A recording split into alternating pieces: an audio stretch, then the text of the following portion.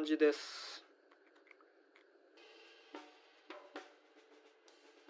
削り方の方向なんですけれど、最初は木目とは直交するような形で600番でここの部分、バインディングの部分だけをこう綺麗にさらってきます。そうするともう真っ白になりますからね。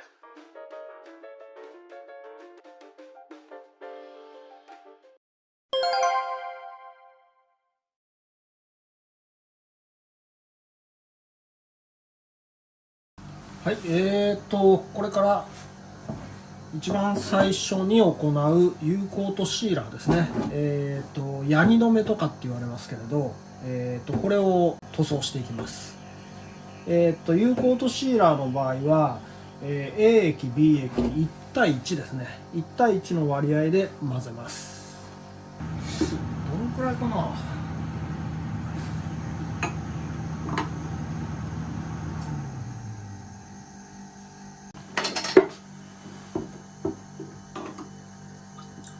今 40ml、40ml、合計 80ml 入れました。それに対してシンナーは、だいたいね 20% ぐらい 16ml ぐらいですか。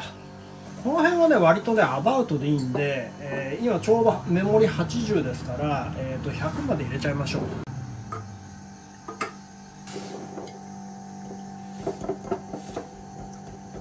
私はね今ね使ってるやつはこのアネスト岩田の、やつなんですけれど、これね定格の空気圧力っていうんですかが1キロなんですよ。なのでこれねこうやってプシューってやると1キロになるようにしてます。これね自由に変えられます。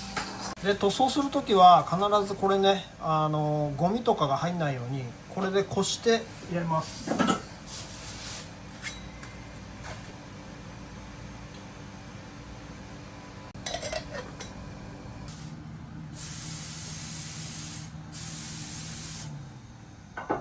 この広がり具合がどのぐらいだとか塗料が出る量を調節するこの割合っていうのはね、これはもうね教えようがないです。経験から学んでください。この辺はあんまりこう量が少なすぎてもこう、塗料をねまぶすだけになっちゃいますし、かといって多すぎると今度は塗料が垂れる原因にもなってくるので、この辺はもう本当に人それぞれですね。経験から学ぶしかないですね。はい、では今から吹いていきます。最後に一応念のためねもう一回ダスターできれいにこうゴミとかがついてないかどうか、確認します。まず上から、通常は必ずマスクします。やっぱりね塗料吹いてるとかなりこう吸い込んじゃうんで、私の場合はねもう慣れてるんでね、なんかいい匂いだなーって言いながらこうマスクしないでやる時もあります。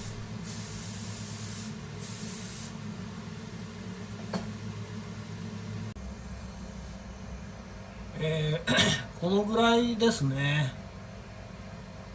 こうしっかり塗料が塗られるようにします。塗ったところの色と、乾いてる部分の色ね、これだけ塗るとね何も色付けしてなくてももうこれだけ色が変わるんですよ。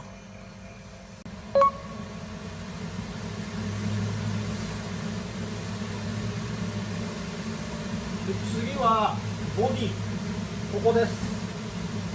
ボディのこの目、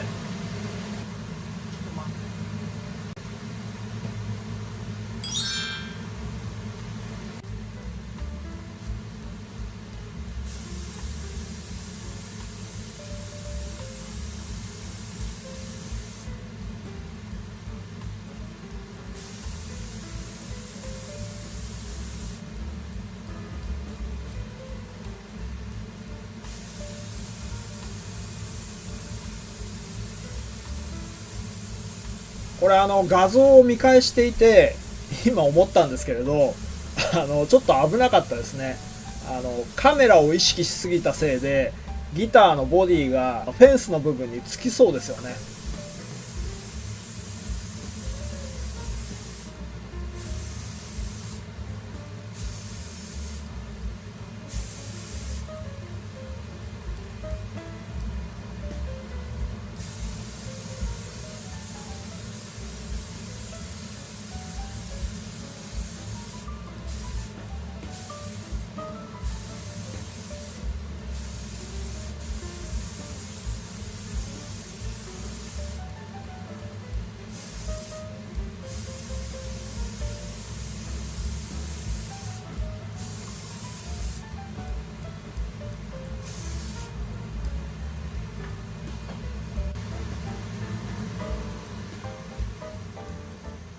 はい、これで今側面がね完璧にできました。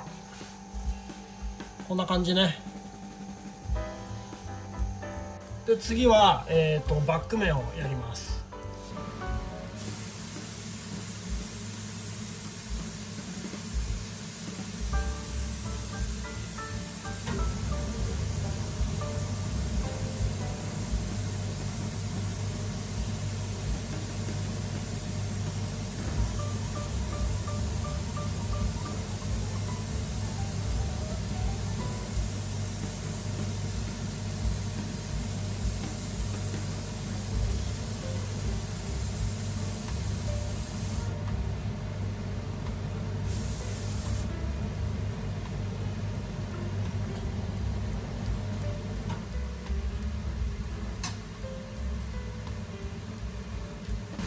はい、そしたら最後はネックの部分です。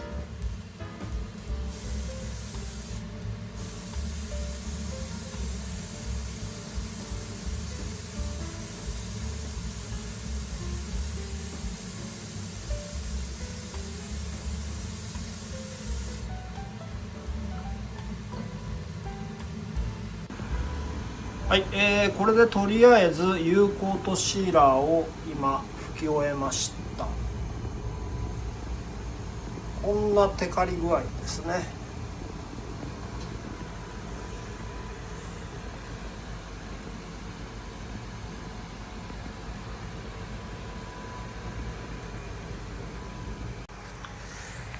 これでね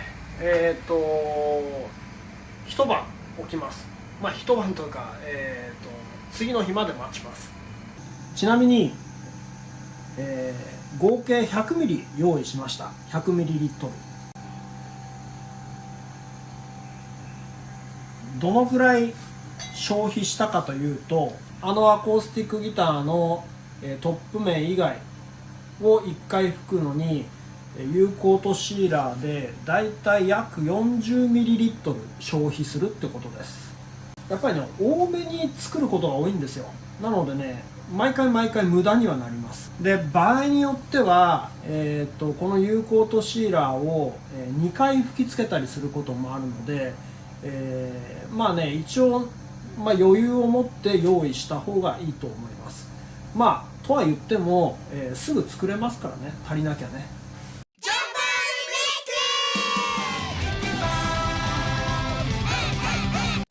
明日からのためのサンジングシーラー、ラッカーですね、ラッカー塗料、の仕込みをします。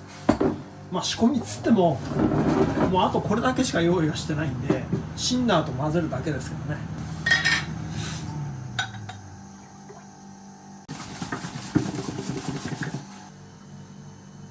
どんぐらい使おうかな。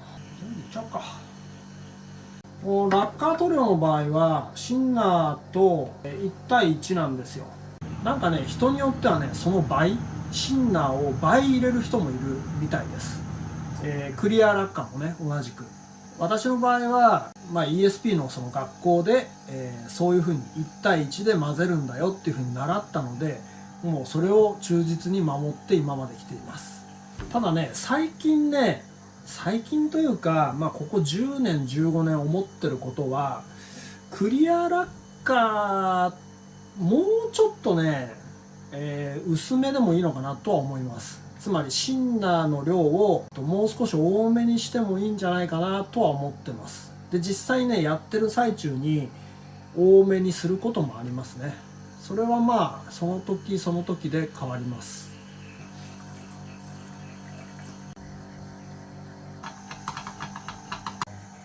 お、残り少ないからと思って全部やったらちょっといっぱいになっちゃいましたね。まあいいやこぼれなければいいや。でついでにもうクリアラッカーもこれだけしかないんで今混合しちゃいます。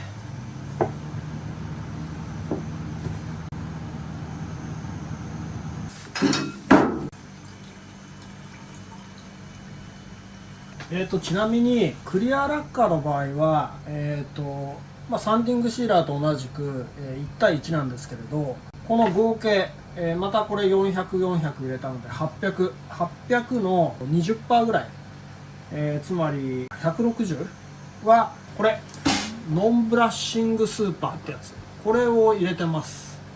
これ何かっていうと曇り止めです。硬化する速度がちょっと遅くなるのかな。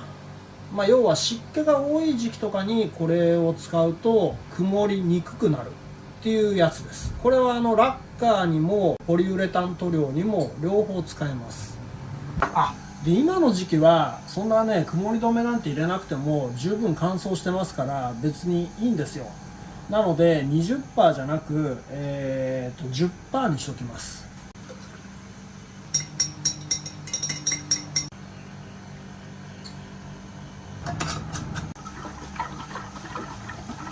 はい、これで明日からの準備は万端です。ポリウレタン塗装は2液混合なのでダメですよ。これやっちゃう。ポリウレタンでこんな風に混ぜちゃったら中で固まってきちゃいますからね。ラッカーなのでこういう風に作り置きができるってことです。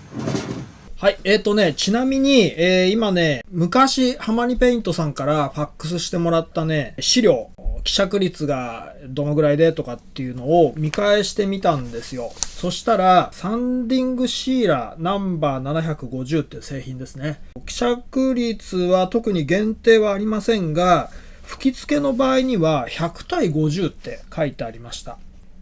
かなり濃度が高いってことですね。私の場合は100対100、要は1対1なので、でね、もう一個、クリアラッカーに関しては、100部に対して、ラッカーシンナー50から70部が適当ですっていうふうに書いてあります。温度によって粘度が異なりますので、適宜希釈して吹き付け作業に支障のないよう調整してくださいっていうふうに書いてありますね。でね、これにもね、書いてありますね。高温多湿はブラッシング、要は白化の原因になりますので、十分注意して塗装してくださいって書いてあります。白化が発生した場合は、ラッカーシンナー、ノンブラッシングスーパー、あるいはかぶり止めシンナーを規定の量だけ使用してくださいって書いてありますね。と、こんな感じです。一応ここの塗料屋さんが、推奨している希釈率っていうのは今言った通りですね。ただ、これだとね、やっぱりね、濃度が高いというか、ドロドロすぎちゃうんですよ。ESP に通ってた時に、習った希釈率というのは、ラッカーサンディングシーラーの場合は1対1ですね、やっぱり。サンディングシーラーにもノンブラッシングスーパー入れてもいいよというふうに書いてありますね。クリアラッカーの場合は1対1ですね。この辺は自分に合った希釈率とかでいいと思います。はい、おはようございます。有効とシーラーを吹いて、次の日ですね。これからサンディングシーラーを吹いていくんですけれど、その前に、全体を360番軽くね傷をつけます。使うパッドは柔らかめのパッドで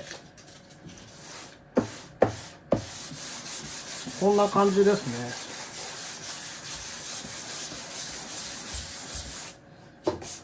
もう本当にこういう感じで大丈夫です。パッドがなくてもねこういうくれてる部分とか後でこうやってね手でこういう感じで、傷をつけます。でこれはなぜ行うかというと、次の塗料を拭く前の足付け作業として軽くこうやって全体を傷をつけます。有効とシーラーを拭いたままですと結構こうやってテカテカしちゃってるんですね。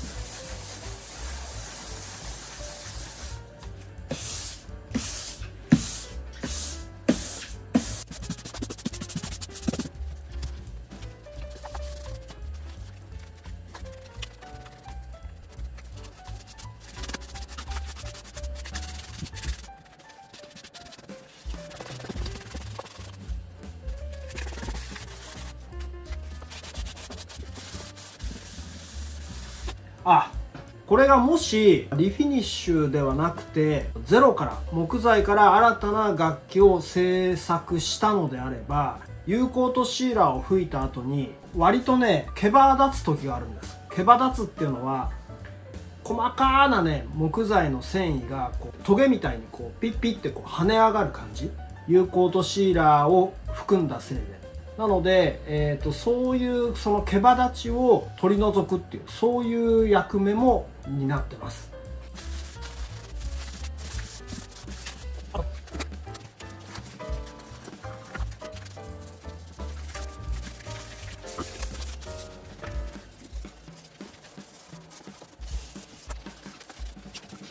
今ダスターでホコリを飛ばしてみました。であとキッチンペーパーでしっかり粉を落とします。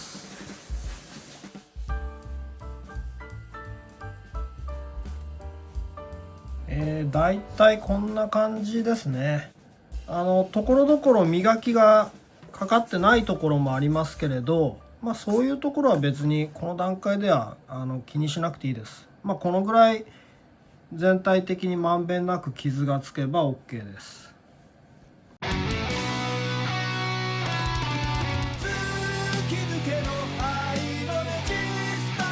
はい、それではラッカー塗料のサンディングシーラー、1回目を拭いていきます。スプレーガンに、塗料をこう瓶からね移す時に関しては必ずフィルターを使ってくださいね。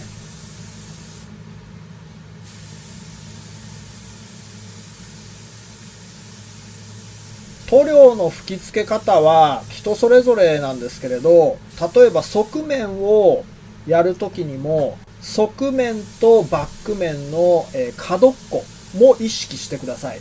こうやって吹いてれば塗料が自動的に乗るから、あえて狙ってこう吹き付けなくてもいいんじゃないかって思う方もいらっしゃると思います。そういう方法で後で仕上げて完成した時にね、水研ぎ段階とかで、削っていくと割とそこの部分だけね非常に塗料が薄くて乗ってなくて苦労することあります。なのでその角を狙って、吹き付けるっていうそういう意識を持った方がいいです。塗装を吹く時の湿度に関してお話しします。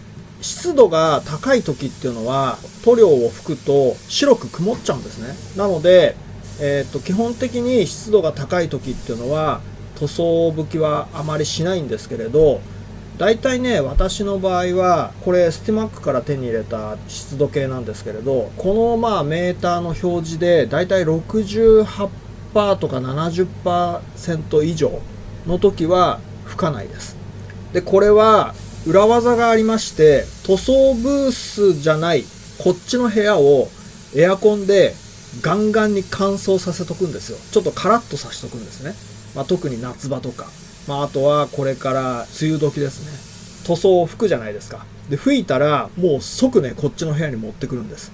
そうすると一旦こう曇っててもそうですね 2,3 分ぐらいなのかな、曇ってた部分が透明になるんです。でねこれは例えばネックヘッド冷の時でヘッド周りのねこう少ない面積、もうすぐ拭き終わるような時にしか使えないです。ボディの全塗装とか面積が広いと最初に吹いたところが曇ってきて、そこの曇ったところっていうのはその湿度が高いところで、数分も置いていくとこっちのね乾燥したところに持ってきてもその白い曇りが取れないんですよ。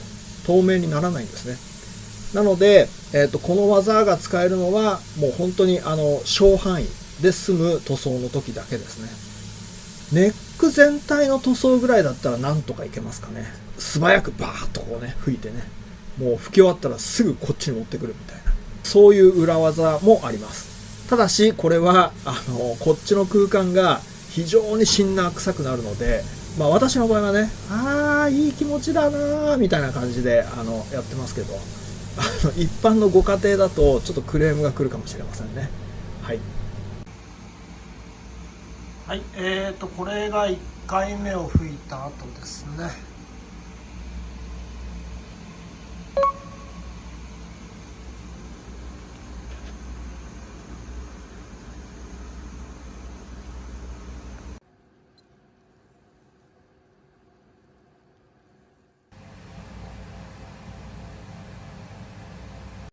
2回目いきます。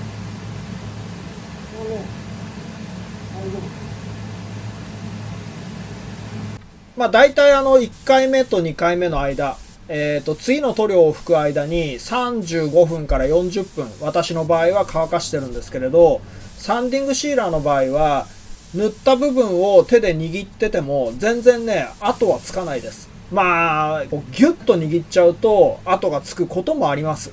この後のクリアの塗装よりかは、サンディングシーラーの場合はこのようにネックをね持ち手にしてできることが多いですね。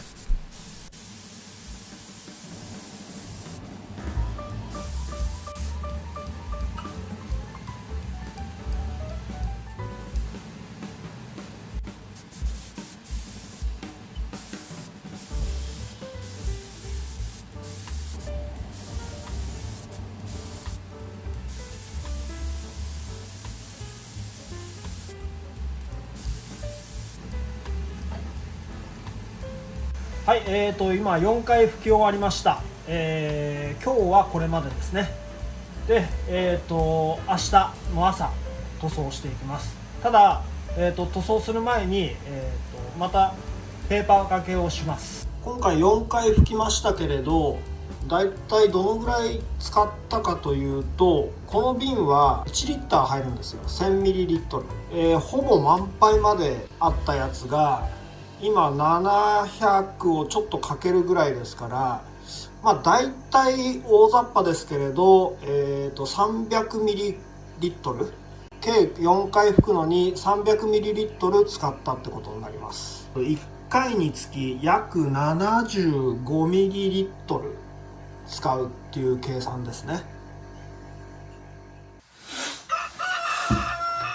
はい、どうもおはようございます。昨日サンディングシーラーを4回拭きました。一晩経ったので、またサンディングシーラーを4回拭いていくんですけれど、その日の拭く前に360番。この番手っていうのは人によって違うかもしれませんけれど、私の場合は360番。で、全体をこう、ペーパー掛けしていきます。要は表面を平らにするんですね。で、今からちょっと実際にやってご説明しますね。これ分かりますかね、このボツボツね。このニキビのようなこのボツボツ加減ね。これを一回こう360番なりのサンドペーパーでこう平坦にして、また4回拭いていくっていう、そういう作業の繰り返しなんですね。こっちはローズですね、ボディの方。見えにくいかな。こうちょっとデコボコしてるの分かりますよね。そう、こういう、ここか、こういうところね。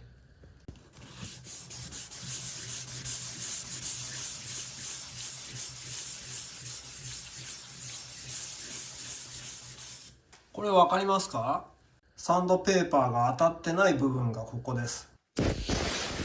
テカテカしてるところっていうのはまだ平坦じゃないっていうことです。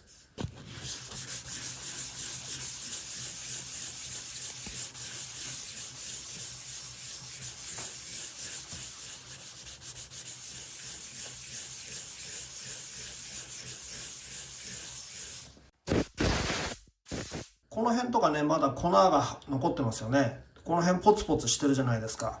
こことかね。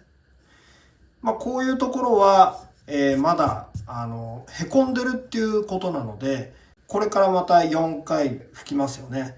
で、翌日、つまり明日、またこうやって同じような作業をして、完全にこの艶消しの状態、この磨き残しがないようになるまで、なおかつ、生地面が出ちゃまずいですね。基本的にこの作業をする意味合いっていうのは、この次の、クリアラッカーなり、色をつけるんであれば色の層を塗る前に、完全な平坦な面を作り出す、そういう目的です。サンディングシーラーっていうのは。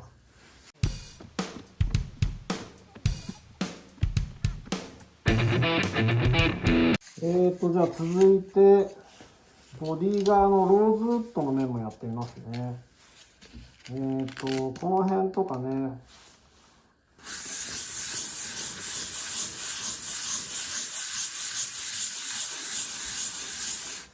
で、ペーパー掛けをする、方向はこう円を描くような形で擦ってきます。こうやってホコリを飛ばすと、これもまたね、こことかね、これへこんでる部分です。あとこの辺とかまだまだらにこう、これは単なる粉かな。要はこういう風な削り残しがないように、平坦にしていきます。あとね、特にね、こういう角っこの部分ね、結構簡単にサンディングシーラーがこう削れちゃいがちなので、この辺はね、かなり慎重にやった方がいいです。ヘッドのこういう角っこの部分、特にこの角の部分とか、こういうところはね、本当にね、すぐ生地まで達しちゃうので、気をつけてくださいね。最初の4回拭いた後のペーパー掛けでは、この辺の角っこはね、やんなくてもいいかなぐらいです。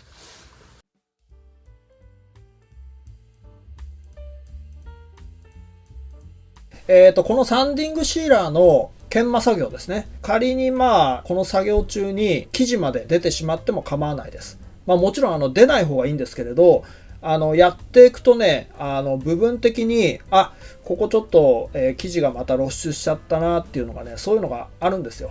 で、それは別にそうなっても構わないです。また、そこから拭いていくんでね、塗料を。で、最終的にそういう生地の剥げがなくて、全部サンディングシーラーで覆われて、なおかつ、削り残しがない平坦に全部なったら、そこで、サンディングシーラー層、下地層の、作業っていうのは完了です。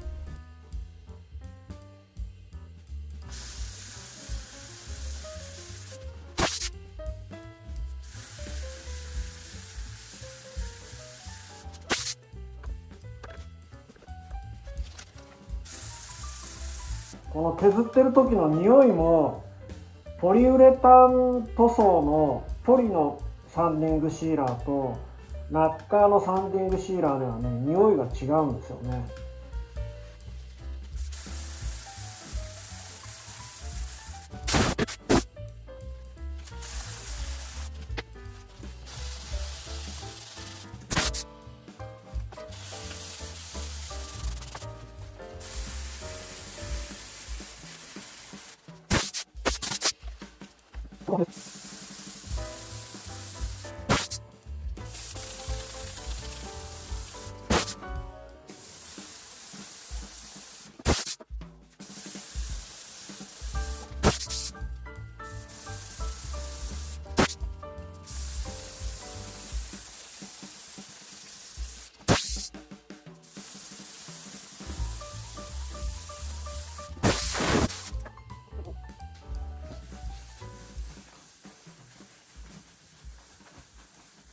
全面を削り終えました。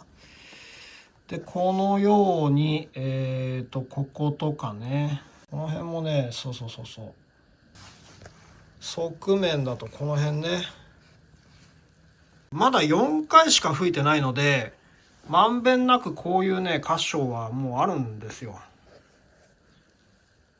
で、まだ4回しか吹いてない今の段階で、こういうね、へこんでる、磨ききれてないところまでを、こう削り落とそうとすると、生地まで剥がれちゃいますから、ほどほどにね。で、これが、サンディングシーラーを吹いてる最中の朝の一仕事です。で、こっから、今日また4回吹いていきます。はい、さっきの、ペーパー掛けでだいぶ体が温まりましたね。今日の1回目のサンディングシーラー吹きをやっていきます。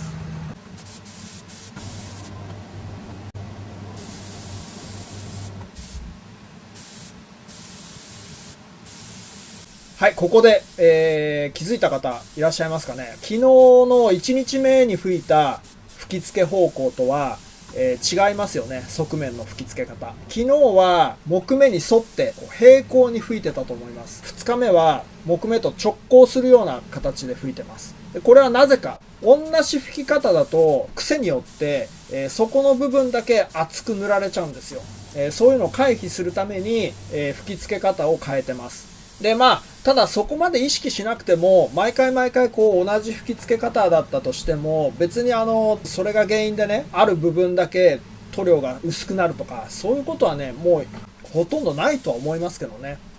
念のため、縦に吹いたら、その次は横。で、その次はまた縦とかね、そういう風に、分けることが多いです。私の場合は。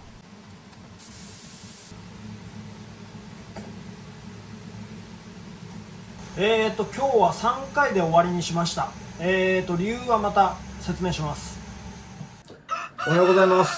昨日3回塗って終わりにしました。なぜそうしたかというと、もうこの塗ってる最中にかなりこう陥没してる部分とかね、そういう部分がこう塞いできたなっていうのが分かったので3回でやめときました。あとね、ちょっと雨が降ってきたんでね、今日はこれ何をするかというと、こういうところ、こんなところですね。このぐらいだったらどうかな。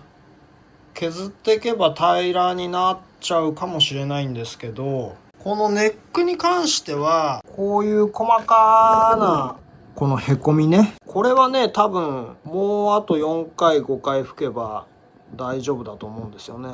で、今日何をするかというと、こういう感じの部分にサンディングシーラーの原液、ほぼほぼ原液のままのやつをここにね、爪楊枝で垂らしていきます。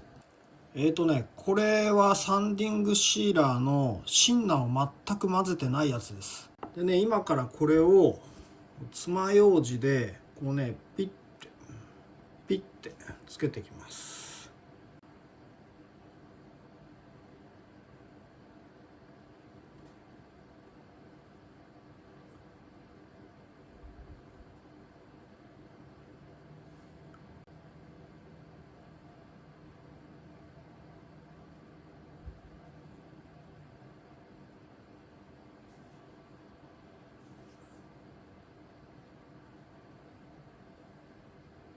こんな感じですね。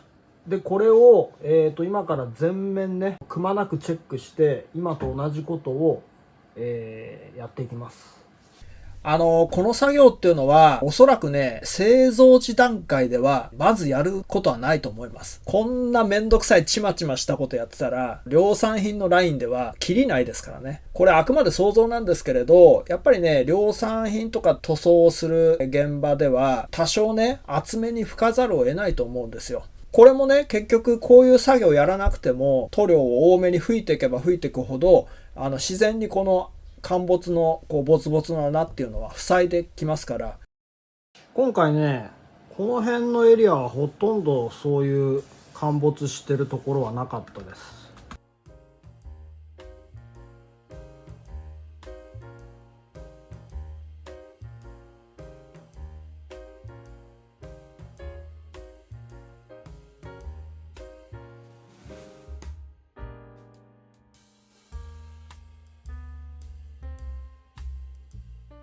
はい、これで、今全部の箇所をね、爪楊枝でこうポンポンポンポンポンとやって、完成しました。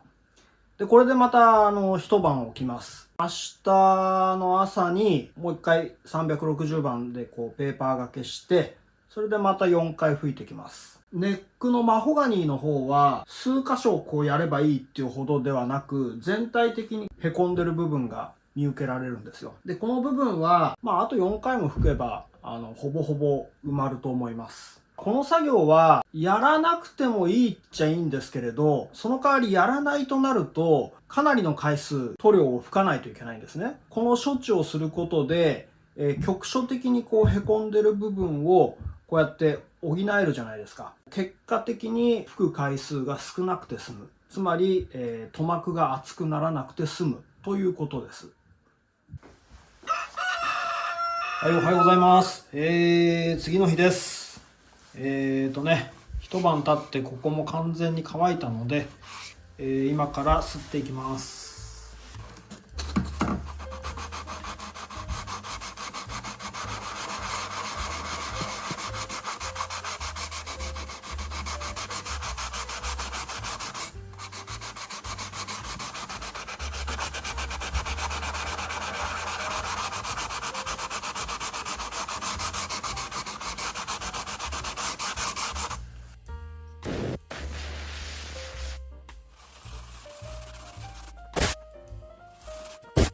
まだね、ごくわずかですけど、この辺とかね、こうポチっていう風にもう針の先端ほどのへこみはありますけれど、これはね、もう全然大丈夫です。このぐらいは。サンディングシーラーをこの後4回ぐらい吹きますので、その段階で完全に埋まります。で、その他の部分もこのように、全体を吸っていきます。まだね、この辺とかいっぱい昨日やったまんまですからね。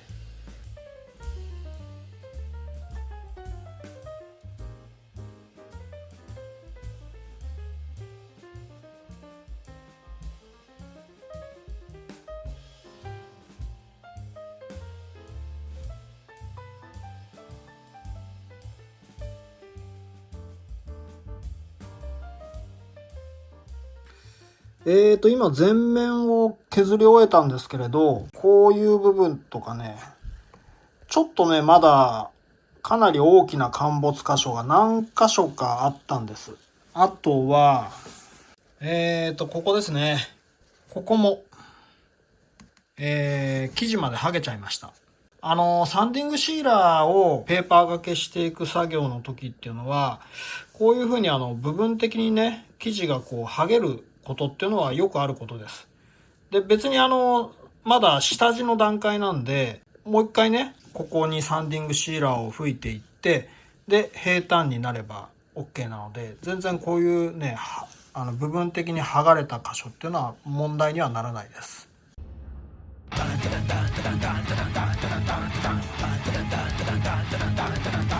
で、さっき言った通りね、こういう風な、まだちょっと大きめな陥没箇所がね、何箇所か残ってるんですよ。で、今日はこの後吹こうと思ってたんですけれど、サンディングシーラーを。とりあえず、こういった大きな陥没箇所にもう一回サンディングシーラーの、原液をつけて、それで、終わりにします。で、明日改めて、サンディングシーラーを吹き重ねていきます。おはようございます。朝です。昨日ね、こういう風にね、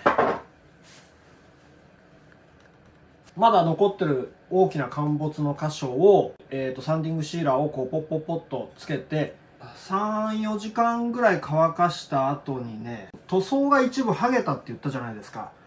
その部分だけ、1回だけサンディングシーラーを、吹いてます。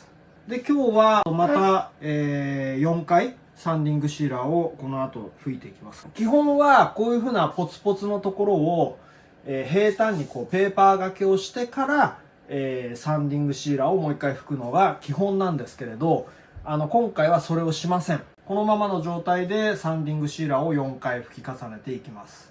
当然ながらそうした場合にこのポツポツの部分っていうのはこうポコッポコってね、出っ張るんですけれど、結局それをまた研磨して平らにすれば綺麗な平らになるので、何ら問題はないです。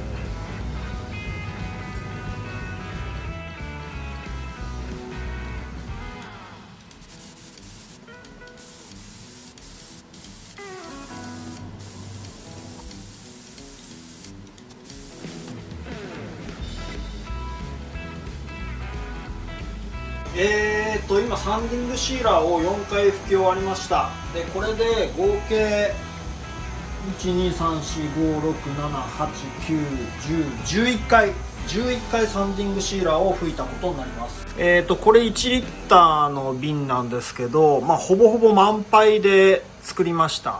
で、最後今残ってんのが150かってことは、だいたい11回拭くのに850ミリ使ったことになりますね。850÷11 約77ミリリットル、1回につきそのぐらい使うってことです。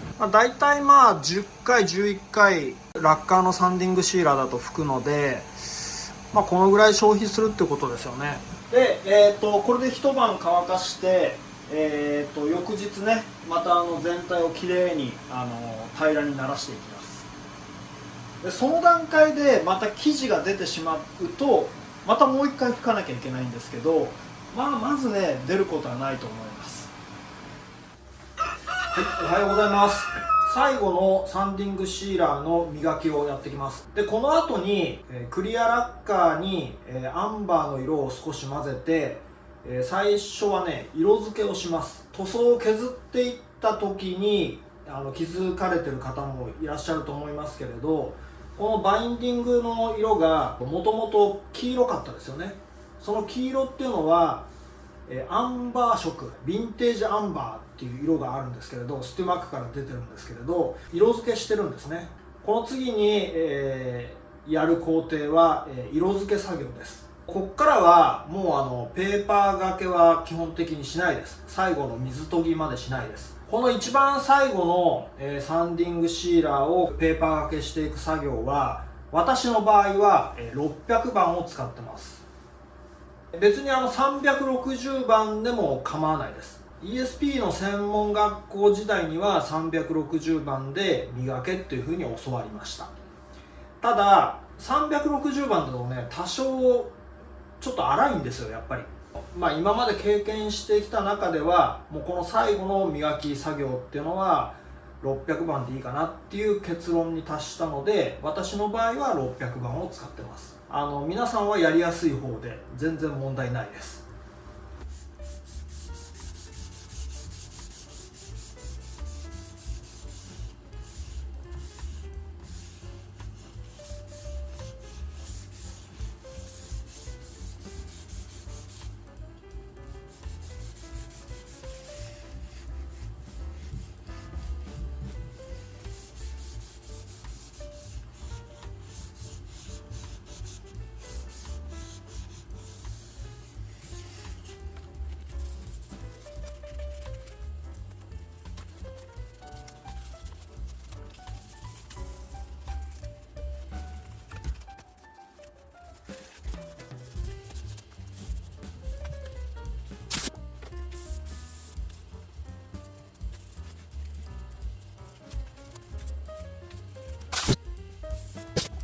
最後のこの600番で、サンディングシーラーを磨いていく作業っていうのは、この後控えてる作業として、もう色付け作業なので、すごくね、入念に仕上げていきます。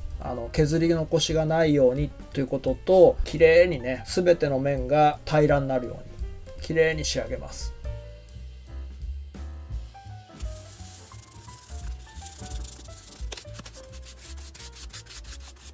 一番最初の陥没目の時は結構な範囲があったので平らにしてからサンディングシーラーを吹きましたけれど、その後のね、まだしぶとく残ってた陥没した箇所っていうのは結構小範囲だったので、そのままサンディングシーラーを4回吹いてます。この状態でこうやって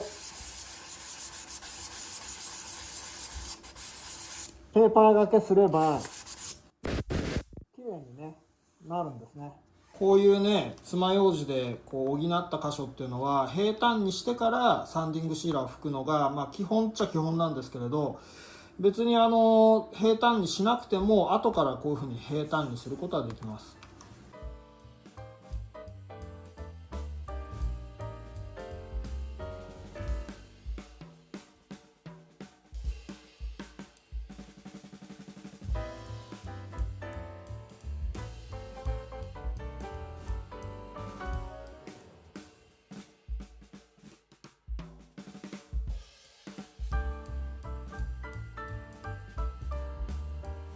はい、これで一通り OK ですね。あとね、この角もちゃんとやります。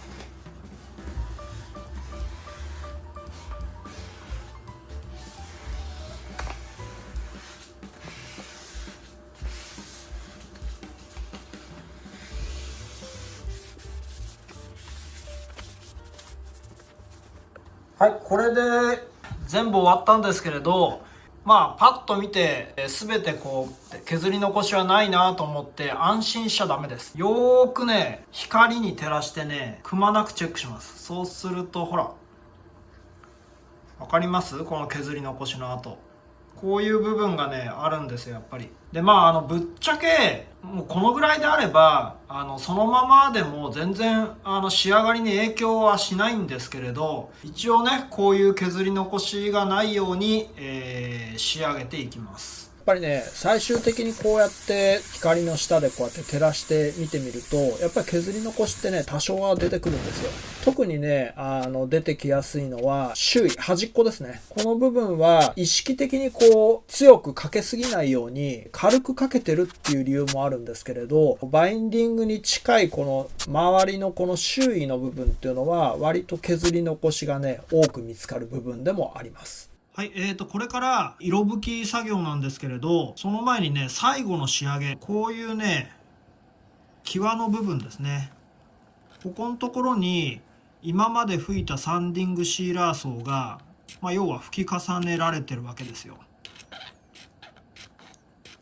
で、こういう部分をこうやってね、スクレーパーで落としておきます。画像だとちょっと見にくいかもしれませんが、こうやって削っていくじゃないですか。マスキングテープまで達した時に少しこう削れるというか、マスキングテープのところまで削れたなっていうのがね、わかるんです。この状態にまでしておきます。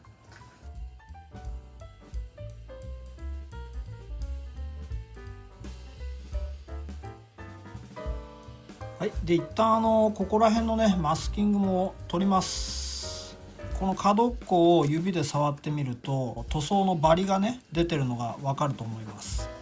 でこのバリを今からきれいにまたスクレーパーで、もしくはあれですね、600番でいいですね、平らになるようにならしていきます。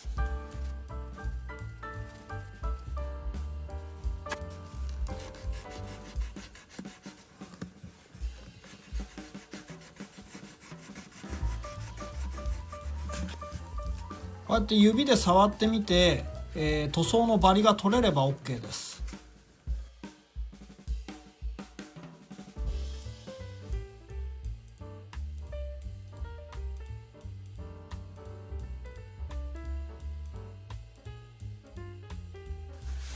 はい、あとはもう一度きれいにマスキングをして、それで色拭き作業です。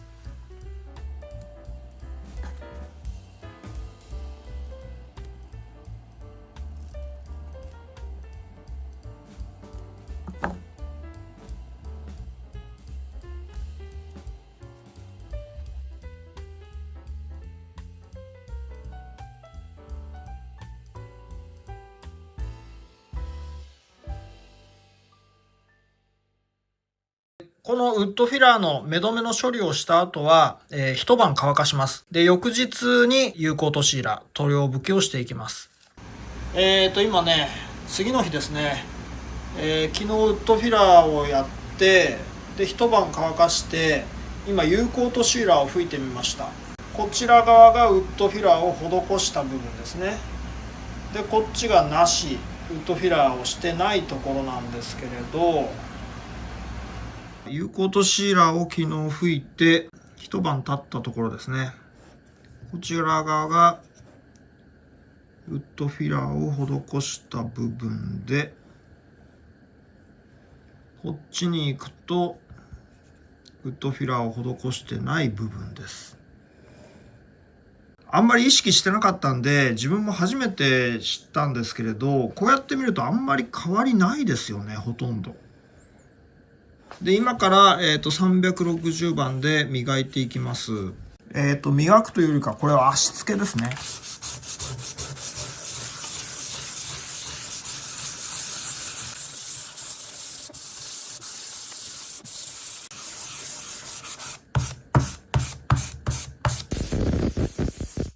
今、足付けのための、360番で軽くね、傷をつけたところなんですけれど、なんかね、ほとんど変わんないな、これ。マホガニはウッドフィラー必要ないのかなねえ。こっちがウッドフィラーなしです。こっちがウッドフィラーありです。ほとんど変わりませんね。こうやって見るとね。なんかこれは新たな発見っぽいな。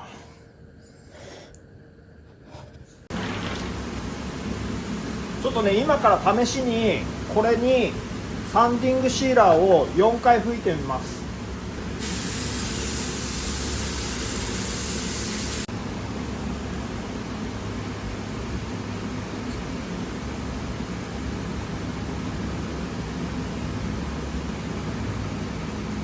今4回吹き終わりました。明日の朝これを磨いていって、でもうあと3回吹いてみます。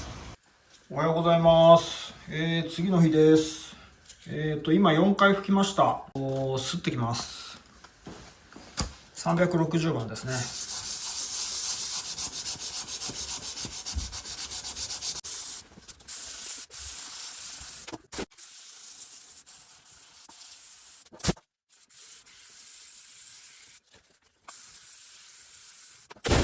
はい、今削り終えましたね。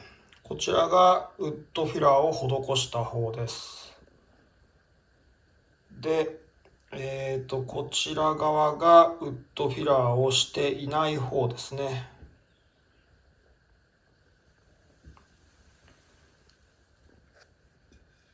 まだ4回なので、こんな感じでね、陥没した跡がまだ見え隠れしてます。このウッドフィラーありの方とこのなしの方で、このね、ボツボツの残り具合を比べてみると、そうですね、若干なんですけど、こっちの方が多いかなっていう感じです。って言ってもそんなあからさまな違いはわかんないですね。引き続きあと今日3回吹いていきます。マーチンのね、本番では3回までしか吹きませんでしたから。今、1回目を吹き終わりました。昨日4回吹いたので、5回目っていうことですね。でね、この時点でね、ようやくウッドフィラーをした方と、ウッドフィラーをしてない方では、ちょっと差が出てきましたね。というか差が分かりやすくなりました。こちら側のウッドフィラーを施した方っていうのは、このねニキビみたいにこう見えてるこのポツポツの数がねやっぱりね少ないです。でこっちのなしの方はご覧の通りこんぐらいのポツポツ具合です。まあって言ってもこんな違いってことですね。引き続き2回3回と今日吹いてきます。昨日3回吹いて、合計7回ですね。で今一晩経ちました。でこちらがウッドフィラーを施した方で、こっちがウッドフィラーを施してない方ですね。でよーく表面を観察してみますと、こんな感じです。こちらがウッドフィラーなしの方。こういう細かいこの筋みたいな陥没はあまりこっちには見られないですよね。ウッドフィラー施した方はクレーターみたいな陥没跡、これもウッドフィラーを施してない方がやっぱり多少多いですよね。まあと言ってもこのぐらいの違いなんだなっていうのが分かりました。はい、では今からこの動画でさっきご紹介した通り、このサンプルの板にもサンディングシーラーの原液を今からポツポツとつけていきます。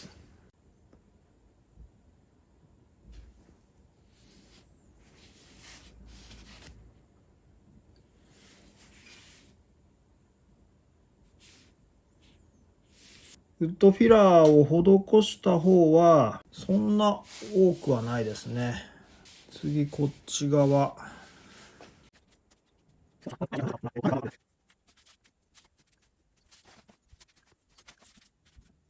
はい、こんな感じですかね。客観的に見るとこのウッドフィラーをしていない方っていうのは、今これサンディングシーラー7回吹きましたけれど、このぐらいの範囲で陥没穴ができてます。で一方ウッドフィラーを施した方っていうのはまあこんな感じですね。確かにウッドフィラーを施した方が陥没してる箇所は少ないんですけれど、この程度っていうことが分かりましたね。じゃあ引き続き、これでまた一晩置いて、また4回か、最後の4回を吹いていきます。はい、おはようございます。昨日こうやってね、陥没箇所をポツポツと塗布しました。で、360番で今から平らにしていきます。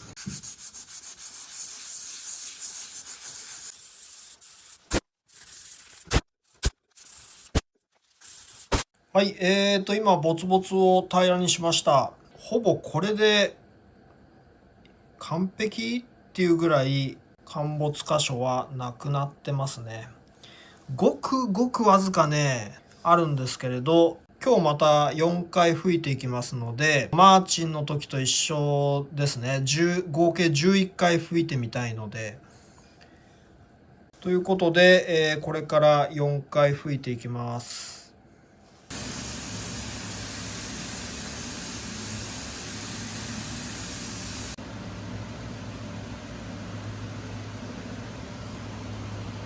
はい、今4回吹き終わりました。こんな感じです。何箇所かまだね、2、3箇所陥没がまだ残ってたので、途中で爪楊枝で足しました。で、今もう完全にもうこっち側もこっち側も、陥没の穴もなく、綺麗に塗装できてます。おはようございます。最後の4回を吹き終えて、今11回吹いたところですね。マーチンと一緒です。で、ご覧ください。もう完全に全面が覆われてます。これから600番でペーパー掛けしていって表面を整えます。で、マーチンの場合はこの次に、着色でしたよね。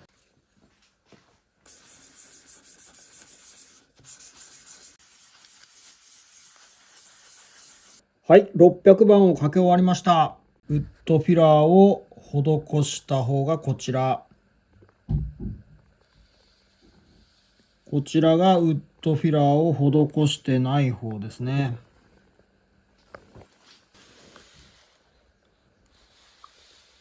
全く変わりないですね。こうやって見るとね。はい。ということで、こちら側がウッドフィラーを施した方。で、こちら側がウッドフィラーを施してない方ですね。で、ともに、この動画でご紹介した通り、11回、全く同じ工程ですね。吹いてます。サンディングシーラーを。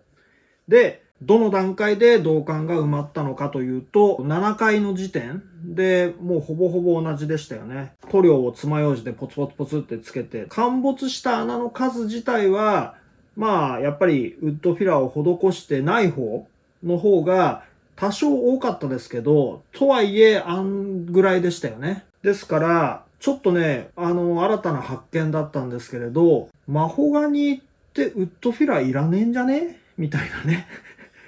で、ただし、これは、ウッドフィラーっていうのは、見た目のね、アクセントになるんですよ。ウッドフィラーっていうのは。ギブソンの目止めね、ボディのバック材の目止めとかに、わざと黒色のウッドフィラーにしたりとか、もしくは赤にしたりとか、そういう風に色を変えることで、パッと見た時の全体のこの色合い、変化をつけることができるんですよ。ですから、単純に銅管を埋めるっていうわけではなく、最後の仕上がりとしての見た目っていうのを変えることもできるのが、ウッドフィラーの役割の一つでもあるということですね。ESP で習った時っていうのは、もう最初からもうマホガニーとかアッシュ材とか銅管が太いものに関しては必ずウッドフィラーやってからですよっていうふうに教わったので、もう何の疑いもなく、もう今までずっとね、それを実地してきたんですけれど、こうやって実験してみると、ウッドフィラー施してなくても、ほぼというか同じ回数でね、こうやって綺麗な平面が出せちゃいましたね。ということで、引き続き、次なんだパート3かな違う。これを載せるのが、いくつだっけもうなんかわけわかんなくなってきたな。ということで、引き続き次回からもよろしくお楽しみください。